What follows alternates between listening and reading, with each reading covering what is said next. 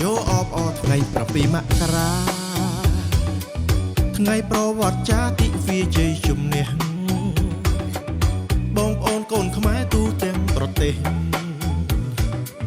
ប្រុសស្រីក្មេងចាស់សាទររីរាយថ្ងៃកំណើតទីពីប្រជាជាតិខ្មែរព្រះនាងសីសាមគ្គីសង្គ្រោះជាតិកម្ពុជាដឹកនាំរំដោលជាតិនៅសំដែងដៃចោវីរបុរសខ្មែរខ្លាំងបកតែអង្គចាព្រះនាងសីសាមគ្គីសង្គ្រោះជាតិកម្ពុជា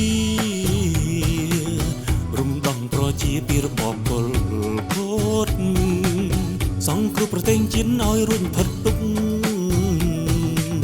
ជួយជាតិឲ្យបានសុខស្ថាបនាសន្តិភាពសង្គ្រោះជីវិតប្រជាពលរដ្ឋ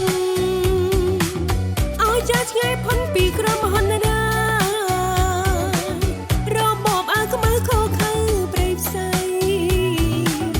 ពលពតចង្រៃប្រឡ័យពូសាំង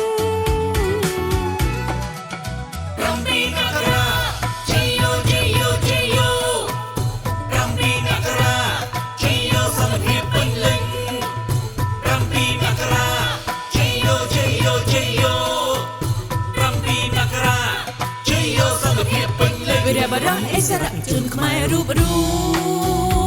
មជាមហាកម្លាំងសាមគ្គីជាតិ